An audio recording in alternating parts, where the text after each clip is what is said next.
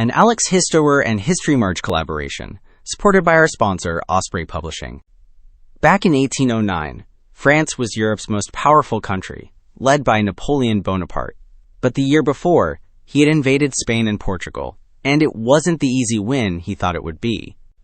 With a lot of his best soldiers and leaders stuck in Spain, one of France's old enemies saw a chance to fight back. Austria had been getting ready for war with France ever since its big loss at Austerlitz in 1805. Now that Napoleon was busy in Spain, it seemed like the perfect time to attack.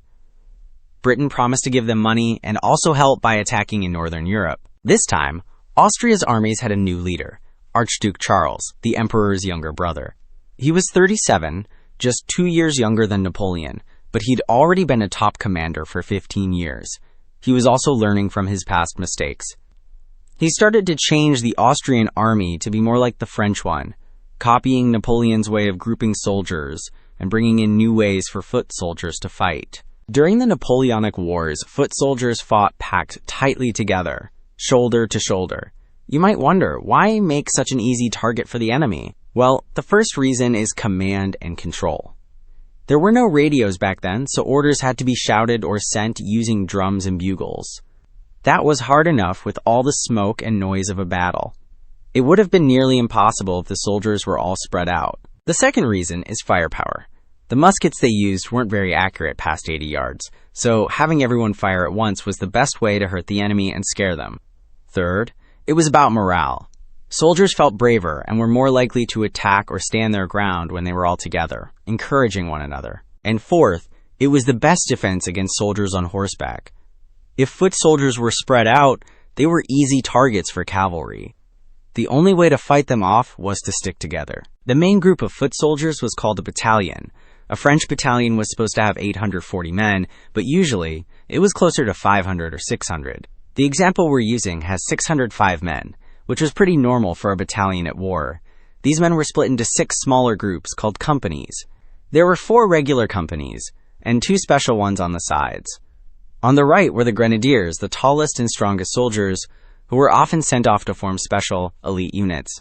On the left were the voltigeurs, who were light infantry experts. Their job was to fight out in front of the main group, using cover and shooting whenever they could, to bother the enemy and stop the enemy's own skirmishers. Most armies also had special units of light foot soldiers to do this job. For example, the British had their 95th Rifles, the French had the Chasseurs à Pied, and the Austrians and Prussians had their Jagger battalions. The usual way to arrange soldiers on the battlefield was in a line.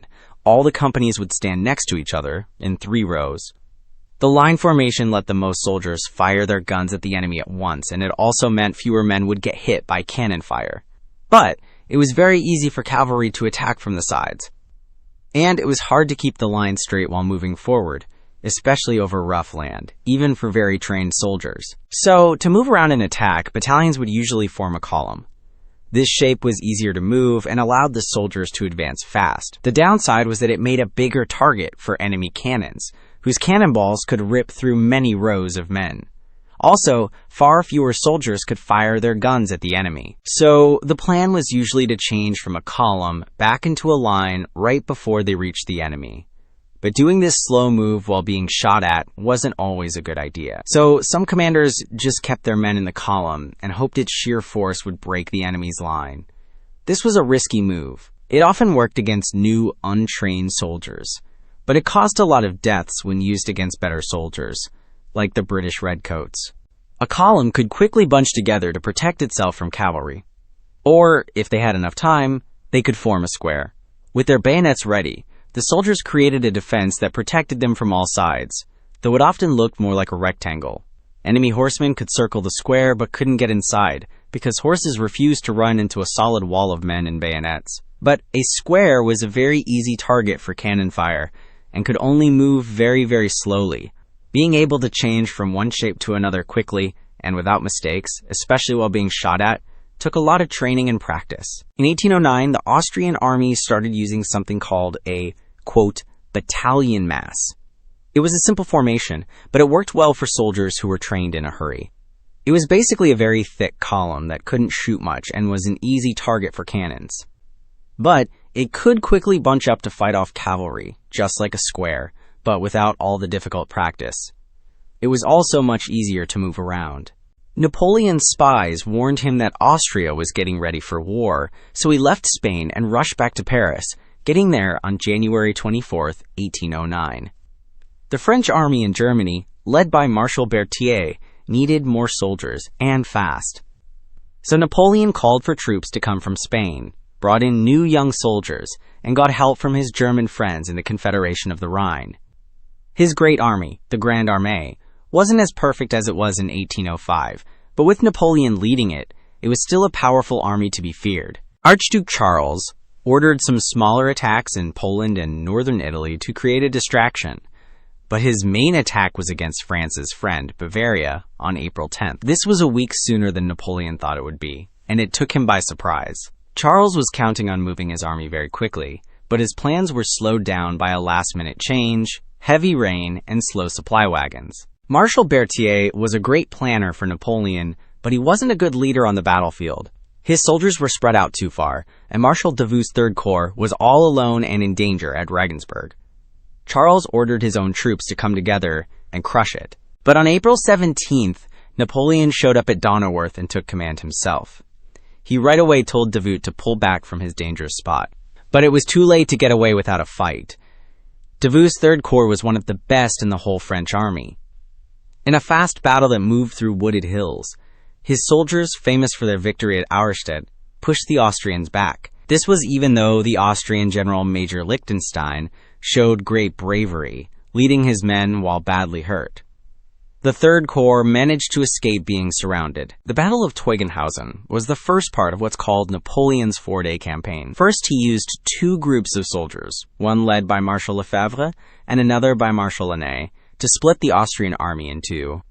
Then he chased the left side of their army towards a town called Landshut, thinking it was the main Austrian force. The French and their German friends attacked and took the town's bridge in a tough fight. But then Napoleon figured out that Archduke Charles wasn't actually at Landshut. This meant he had once again left Marshal Davout alone to fight the biggest part of the enemy army. So Napoleon sent another marshal to chase the Austrians he'd been following, while he turned north and attacked the Austrian Fourth Corps at Eckmühl. This was the fourth win for the French and their allies in just 4 days. But Charles's main army was still mostly unharmed, and he wanted to keep it that way, so he ordered a quick retreat over the Danube River. The French chased after them and attacked the city of Regensburg, which had walls around it and an important stone bridge. Napoleon told Marshal Lannes to lead the attack. When his men started to struggle, Lannes told them he would lead the next attack himself. Feeling ashamed, his soldiers charged again and captured the city. While this was happening, Napoleon was hit in the foot by a used bullet.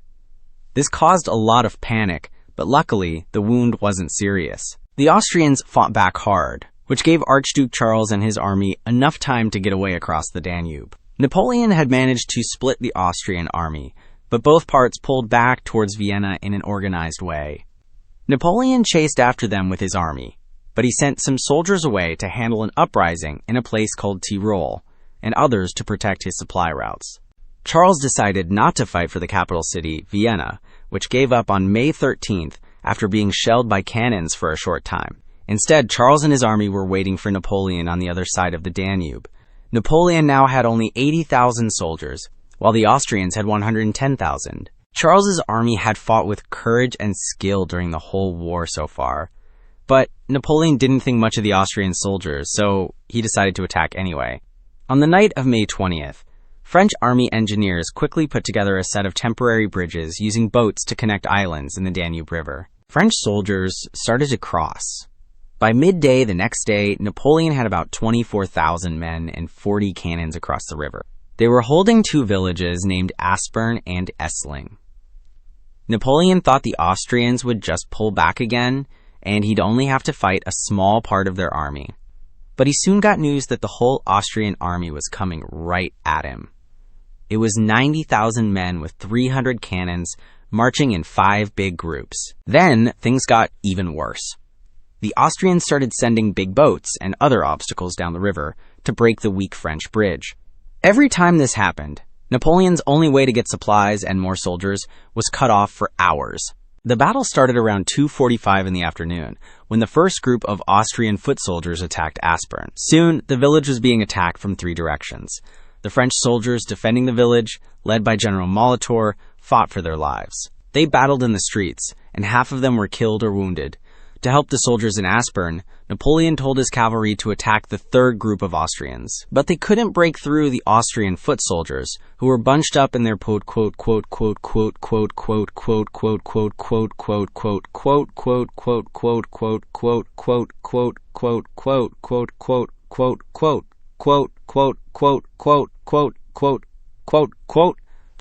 Jellier too.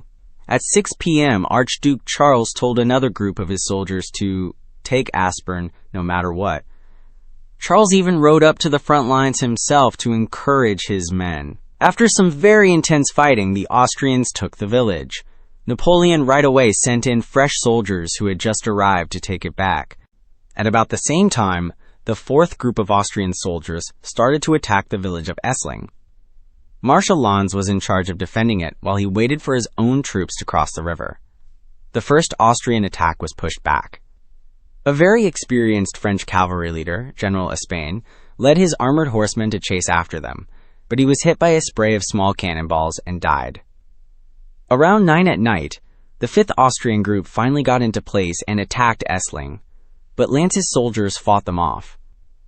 As it got dark, the shooting stopped, and the soldiers tried to get some rest near their dead and hurt comrades. During the night, more French soldiers, including the famous Imperial Guard, crossed the river to help Napoleon. His army now had 71,000 men and 150 cannons, but then the bridge broke yet again, and Davout's Third Corps was still stuck on the other side. Still, Napoleon decided to attack. He planned to use his Second Corps to smash through the middle of the Austrian army, but before that, he had to take back the village of Aspern. A huge fight started in the village before the sun came up. By 7 in the morning, the French had it again.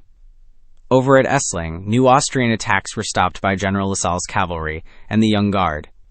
With both sides of his army safe, Napoleon started his main attack on the center, led by Lannes's Second Corps. Austrian cannons fired constantly into the French soldiers as they moved forward. General Saint-Hilaire, who was a hero from past battles and was leading the attack, had his foot blown off by a cannonball. He later died from the injury. Archduke Charles sent in his best reserve soldiers, the Grenadiers, to make his line stronger. The French foot soldiers, who were being hit by heavy cannon fire, started to move back. Just then, at the worst possible time, the French bridge over the Danube broke again. This stopped all the needed soldiers and ammunition from reaching Napoleon's army. By 2 in the afternoon, the French had been pushed out of Aspern again. The fighting in Essling was still intense. The Austrians captured it for a short time before the Young Guard took it back. Napoleon knew his army was finished. At 4 p.m., he told his tired cavalry to charge one last time to hold the enemy back, and then he ordered a retreat.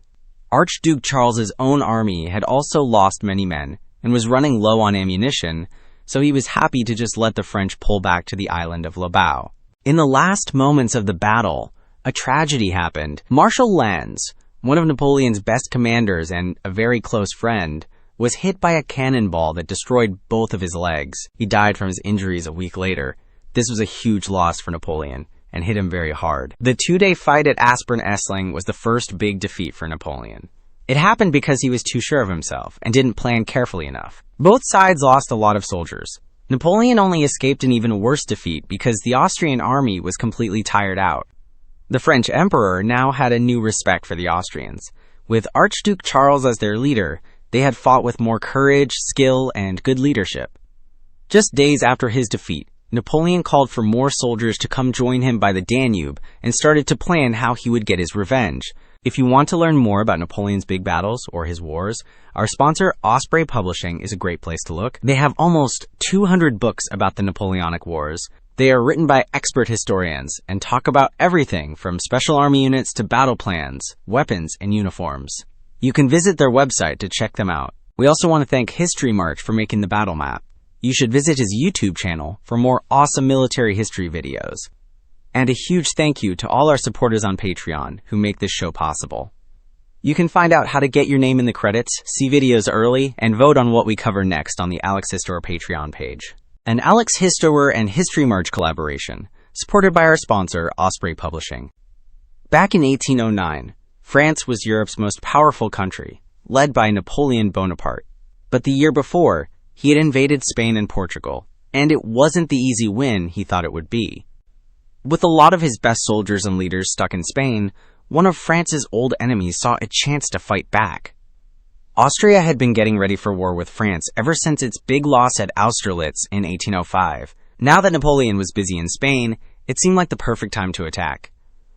Britain promised to give them money and also help by attacking in Northern Europe. This time, Austria's armies had a new leader, Archduke Charles, the emperor's younger brother. He was 37, just 2 years younger than Napoleon, but he'd already been a top commander for 15 years. He was also learning from his past mistakes. He started to change the Austrian army to be more like the French one, copying Napoleon's way of grouping soldiers and bringing in new ways for foot soldiers to fight. During the Napoleonic Wars, foot soldiers fought